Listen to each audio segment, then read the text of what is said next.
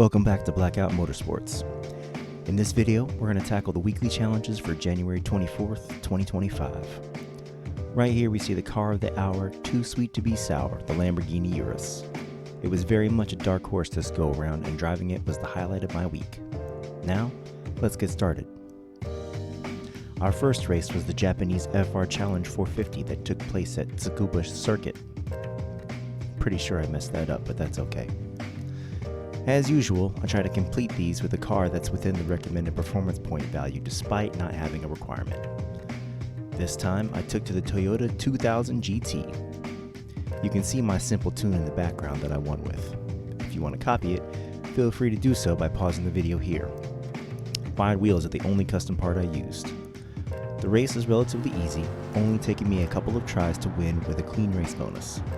However, I did decide that I don't like the way this car sounds and may do something with the exhaust to change that in the future. Overall, a fun race within expectations.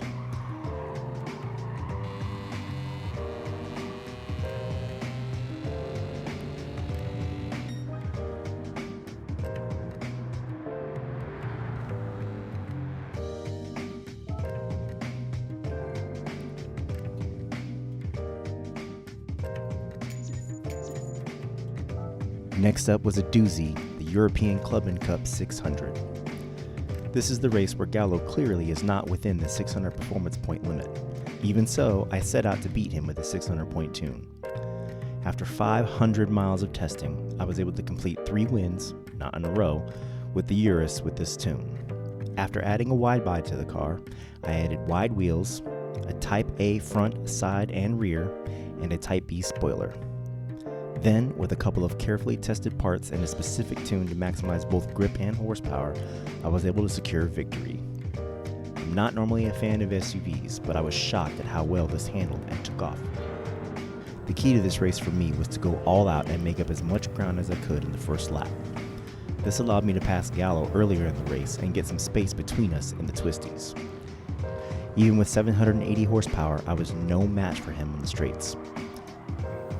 However, I was able to keep ahead of the C63 and secure the victory. Very hard fought race.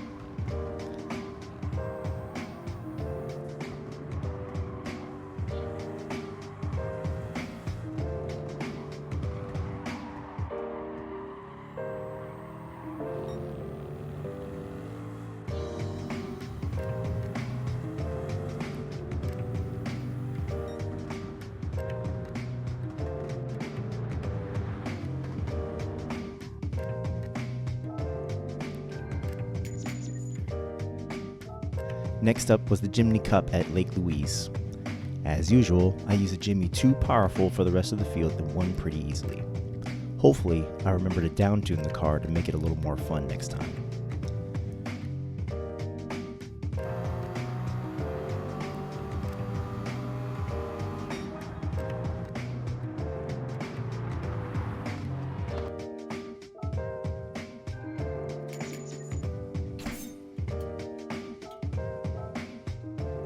Then it was time for the historic Sports Car Masters race at Spa.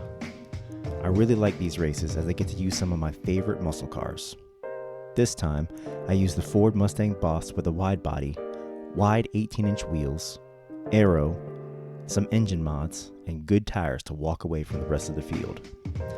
They might have made this race a little too easy and the Clubman Cup a little too hard.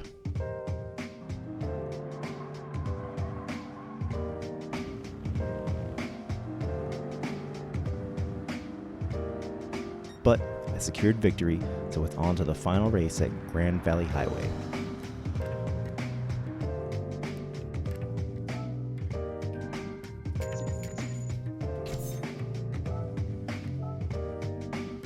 The Group 1 prototype race gave me a little trouble at first. Using the Peugeot 908, I attempted to set it up for a no pit stop victory with only medium tires and an aero change, but I was too slow to make it work. I then tried the same race with an upgraded turbo and soft tires, and that seemed to do the trick. Then it was just figuring out the pit strategy. I tried pitting in lap 6 with a couple of the other cars. However, my tires ran out towards the end of that lap and made me spin out, so I decided to pit at lap 5 instead. This was the ticket.